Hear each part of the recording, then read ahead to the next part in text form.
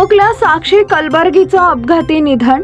मार्क्सवादी कम्युनिस्ट पक्षाचे राज्य समिती सदस्य माजी नगरसेविका नलिनी कलबर्गी यांची नात तसेच युवा महासंघाचे जिल्हाध्यक्ष विक्रम कलबुर्गी यांची कन्या शुक्रवार दिनांक 17 जानेवारी रोजी संध्याकाळी 4च्या सुमारास विक्रम कलबुर्गी यांची पत्नी रेणुका व मुलगा अभिषेक मुलगी साक्षी यांना शिकवणीला सोडण्यासाठी जाताना तालुका पोलीस स्टेशन समोर एक डंपर MH13EF 9388 ही गाडी भरधाव वेगानं येऊन त्यांच्या स्कूटीला धडकल्यानं गंभीर अपघात झाला। त्यात साक्षी गंभीर जखमी झाली।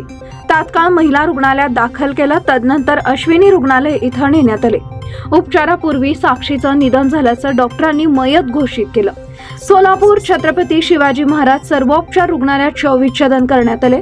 उद्या सकाळी 10 वाजता 7 रस्ता मोदी येथील ख्रिश्चन समाज स्मशानभूमी इथं पार्थिवावर अंत्यसंस्कार करण्यात येणार आहे। विक्रम कलबुर्गी यांना 2 मुली 2 मुलं असा परिवार आहे। सदर घटनेची माहिती कळताच कॉम्रेड नरसय्या अडम मास्तर व कॉम्रेड युसुफ मेजर ॲडव्होकेट अनिल वासम यांनी घटनास्थळी पोहोचले, सर्व शासकीय प्रक्रिया करण्यास भाग पाडले।